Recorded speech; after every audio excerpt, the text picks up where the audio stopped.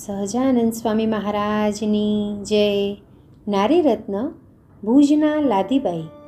કચ્છ ભુજમાં કાયસ્થ કુળમાં જન્મ પામી ને ભગવતપરાયણ જીવન ગાળતા મહામુક્ત લાદીબાઈ તે રામાનંદ સ્વામીના અનન્ય શિષ્યા હતા. નાની ઉંમરે સગપણ કરેલ પણ પતિ સત્સંગનો દ્વેષી હતો. લાદીબાઈ તો સાસરે ગયા પછી સત્સંગ મુકાવા તેના પતિએ ઘણા પ્રયાસો કર્યા, પણ લાદીનો સત્સંગ તો શીર શાટે. તે જોઈ ને મહારાજે તેની રક્ષા કરી. તેનો પતિ તેને ખૂબ ત્રાસ આપતો. પછી મહારાજે લાદીબાઈને સંસારથી મુક્ત કર્યા અને પિતાને ઘેર લાદીબાઈ પાછા આવ્યા.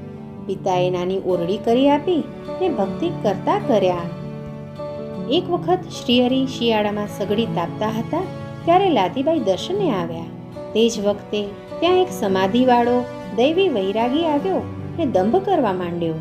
તેનો ગર્વ ઉતારવા માટે મહારાજે લાદીબાઈને બોલાવ્યા અને સમાધિ કરાવી. સગડીમાંથી દેવતા લઈ ને લાદીબાઈના હાથના કાંડા ઉપર મૂક્યો. શરીર બળવા માંડ્યું. તે જોઈ ને બાજુમાં ઊભેલા સુંદરજી સુથારના પત્ની અમરબાઈ હતા. તે મહારાજને વડતા કહેવા લાગ્યા કે મહારાજ, આવી રીતે હેરાન કરશો તો સત્સંગી કોણ થશે?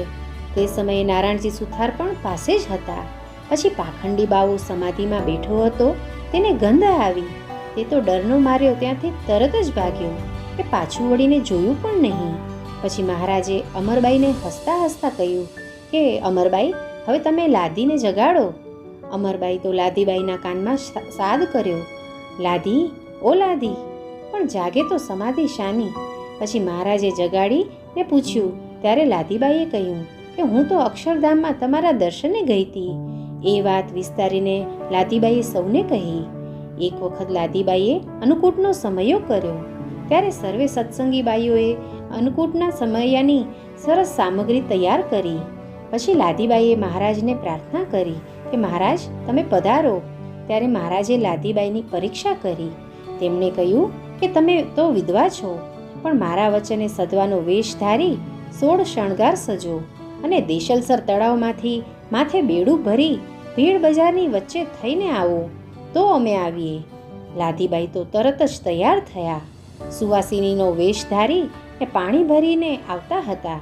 ત્યારે રસ્તામાં ઘણા લોકો મશ્કરી કરતા પૂછવા લાગ્યા, લાદી, આ ઉંમરે કોનું ઘર માંડ્યું? ત્યારે લાદીબાઈ ખુમારીથી કહે, સ્વામિનારાયણનું. આવી પરીક્ષા મહારાજે કરી તેમાં લાદીબાઈ સફળ રહ્યા. તેથી મહારાજ અત્યંત પ્રસન્ન થયા. આવા લાદીબાઈ સાંખ્યયોગધારી સૂરજબાના શિષ્યા થયા કે જે સૂરજબાના ઘેર નરનારાયણ દેવ 3 દિવસ જમવા માટે ગયા હતા.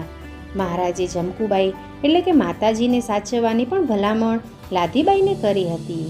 આવા ખુમારીવાળા હતા લાદીબાઈ. નરનારાયણ દેવની જય.